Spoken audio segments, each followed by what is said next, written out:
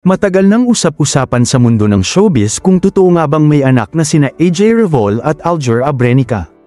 Ilang beses na rin itong naging paksa ng mga balita, chismis, at blind items, pero sa tuwing matatanong, palaging may mga pagtanggi o hindi malinaw na sagot ang lumalabas. Ngunit ngayon, matapos ang ilang buwan ng haka-haka at spekulasyon, isang malaking revelasyon ang inilabas mismo ng veteranong action star na si Jeric Revol na siya mismo ay proud lolo na. Sa isang candid na pahayag, diretsahang inamin ni Jeric Revol na may dalawang anak na sina AJ at Aljur. Isang batang lalaki na 1 year and 2 months old at isang batang babae na 9 months old. Ayon kay Jeric, hindi na niya kailangang itago pa ang katotohanan dahil mas mahalaga para sa kanya na tanggapin at ipagmalaki ang kanyang mga apo.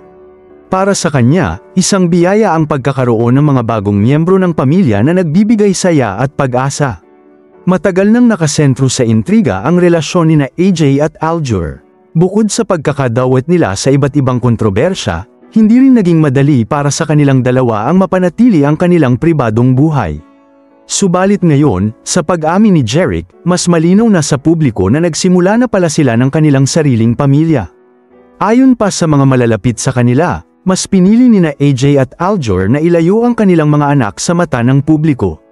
Sa dami ng intrigang kinaharap ng dalawa, nais nilang masigurong lumaki ang kanilang mga anak sa tahimik at mapayapang kapaligiran. At sa kabila ng lahat, ipinapakita nilang kaya nilang protektahan ang kanilang pamilya mula sa negatibong usapin ng showbiz. Marami ang nagulat, ngunit marami ring natuwa sa naging revelasyon ni Jeric. Ang tanong ngayon ng marami, ito na ba ang simula para mas maging open sina AJ at Aljur tungkol sa kanilang pamilya? Or mananatili pa rin silang tahimik at protektado ang kanilang mga anak mula sa mata ng publiko? Maraming salamat sa panunood.